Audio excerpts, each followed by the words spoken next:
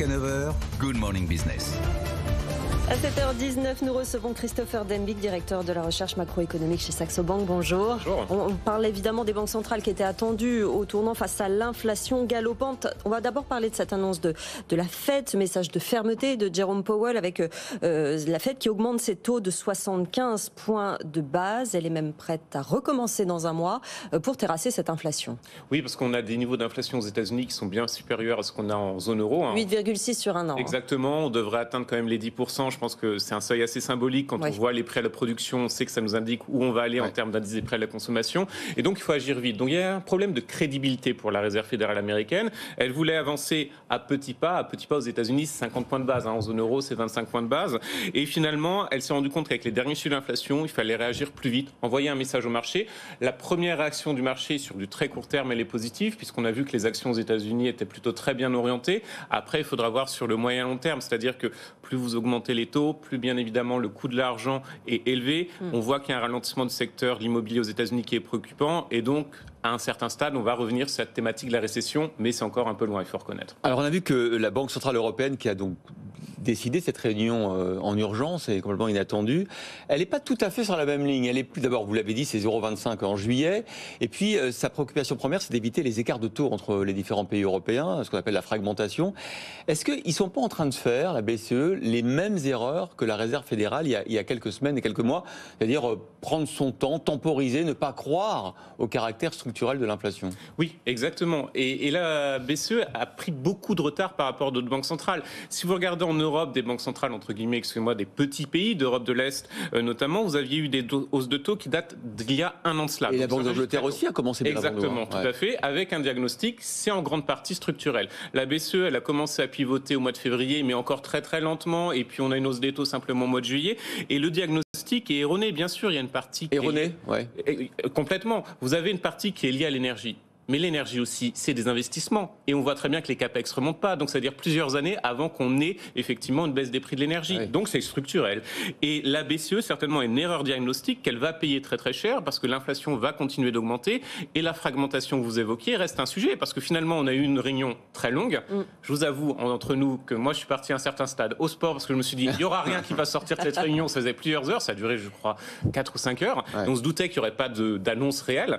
La réalité, c'est qu'aujourd'hui, il faut agir très très vite. On aurait dû avoir notamment la BCE qui dégaine son fameux mécanisme anti-fragmentation. Pourquoi ils prennent tant de temps? De quoi ils ont peur? Vous avez une division qui est très importante entre les fameux faucons et les colombes. C'est-à-dire que le mécanisme, on sait à peu près à quoi ça va ressembler pour éviter cette fragmentation au niveau des spreads souverains. Simplement, le grand débat, c'est un débat qui est politique entre faucons et colombes. Les colombes, ils ne veulent pas qu'il y ait de conditions très strictes pour activer ce mécanisme, alors que les faucons, bien sûr, ils veulent des réformes derrière cela.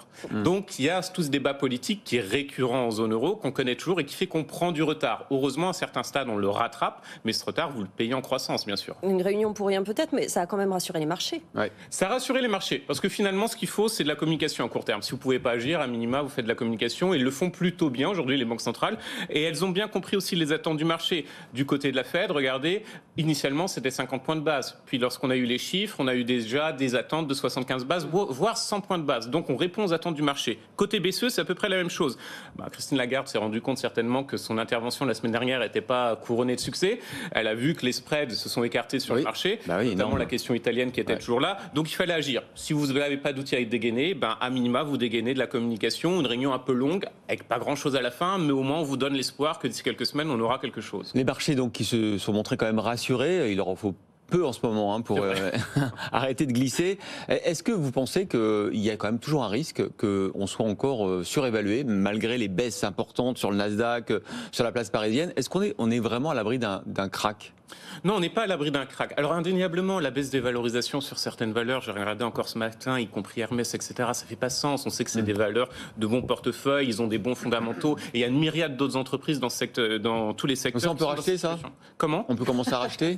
Justement, la question c'est ça, et je pense que c'est pas le bon moment. Parce que finalement, il y a vraiment cette question, est-ce qu'on peut aller plus bas? Je pense qu'il y a des éléments qui vont nous pousser plus bas. Vous allez avoir encore des chiffres d'inflation qui vont être catastrophiques, probablement à court terme à minima. Vous avez toujours cette question, pour moi, de la fragmentation en zone euro qui n'est pas réglé, il ne faut pas se leurrer. Ouais. Donc ça fait beaucoup de sujets qui restent sur la table, sur lesquels on n'a pas de contrôle. Et vous l'avez dit, encore une fois, l'inflation, elle est structurelle. Et ça, je pense, c'est le point qui est essentiel. Et ça veut dire qu'il faut qu'on apprenne à vivre avec un système d'inflation structurelle. Vous ne faites pas partie des économistes dont parlait Nicolas Dos qui se sont trompés en disant que l'inflation était transitoire. Non, exactement. J'ai plein de papiers pour vous prouver qu'il y a un an de cela encore, je vous disais que c'était structurel. Donc pour une fois, il faut en profiter quand on ajuste. En économie, c'est rare. Vous disiez que la réunion de la BCE n'avait débouché sur rien. On continue quand même le programme spécial pandémie justement pour l'Italie, notamment les pays en difficulté. C'est quand même un signe fort. Alors, pour les marchés, on savait déjà qu'il y avait cette politique de réinvestissement justement du programme de lutte contre la pandémie. On est à peu près, normalement, ce qui devrait être mis sur la table, c'est 200 milliards. 200 milliards d'euros, c'est énorme.